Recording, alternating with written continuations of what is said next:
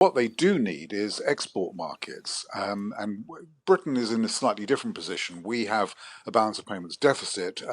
It's largely filled by inflows of portfolio capital, like bonds and equities and so on.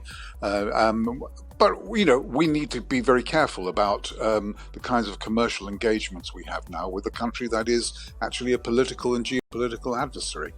Germany has just adopted its first ever strategy for relations with China, released after months of dispute among Germany's three-party governing coalition. The strategy calls for measures to what they call de-risk Berlin from the national security vulnerabilities of economic dependence on Beijing. It's a really interesting topic, and it's a discussion that's been had here in this country as well. Now, it's a weighty document. It's been eagerly awaited by politicians and businesses across Europe who are keen to see how the EU's biggest economy is repositioning itself in relation to the economically important but increasingly assertive and politically problematic China. Well, joining us now is George Magnus, research associate at the China Centre at Oxford University. George, welcome.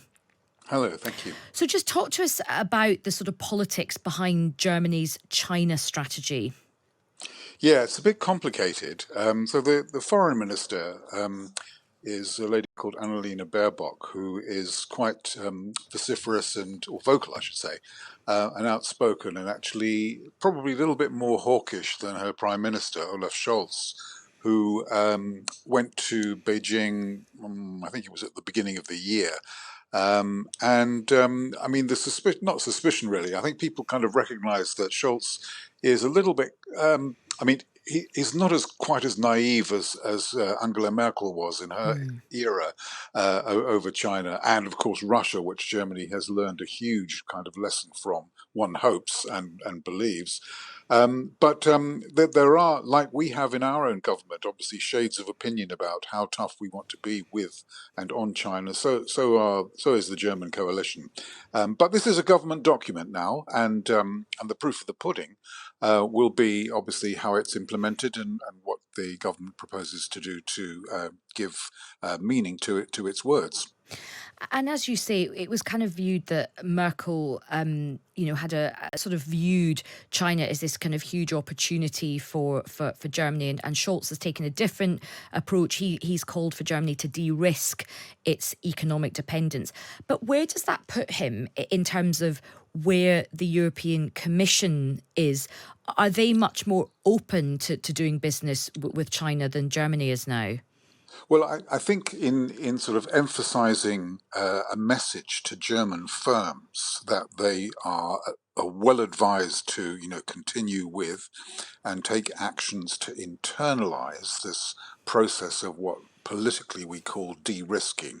I think, obviously politicians are seeking to emphasize the difference between de-risking and decoupling.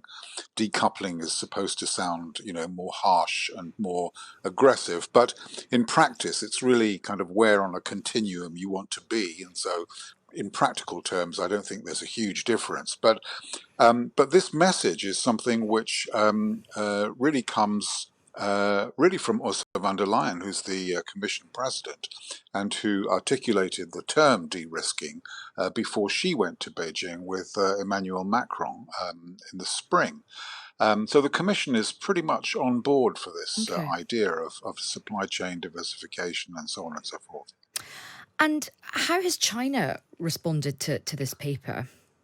Well, frostily, frostily, but with a sort of a tongue in cheek. I mean, the message was, it wasn't to slam the document out of court, so to speak, but actually just to say it's important, for Germany and for, Europe to look at their relationship with China objectively and fairly, and by which it means they don't think that this document was objective or fair. I mean, I think that the Beijing will probably hope that that this document is just nothing more than a kind of a word salad that has no effect on the activities of private firms. But I think they'll be disappointed about that. And final question to you, George. Such an interesting conversation. Look, all of our countries us here in the UK, Germany, of course, we're having these big political conversations. We're looking at the geopolitics and we're going, oh, hang on a minute, we don't want to be too close to China. There's lots of things we're not comfortable about. But we're all in this economic hole at the moment. We're all looking for foreign investment. China's a huge part of that. How do these Western economies navigate those two tensions?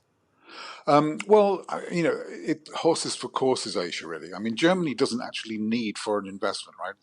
Runs balance of payments surpluses, and so they don't actually need it. What they do need is export markets, and Britain is in a slightly different position. We have a balance of payments deficit.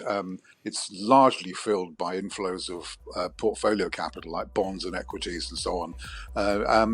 But we need to be very careful about the kinds of commercial engagements we have now with a country that is actually a political and geopolitical adversary.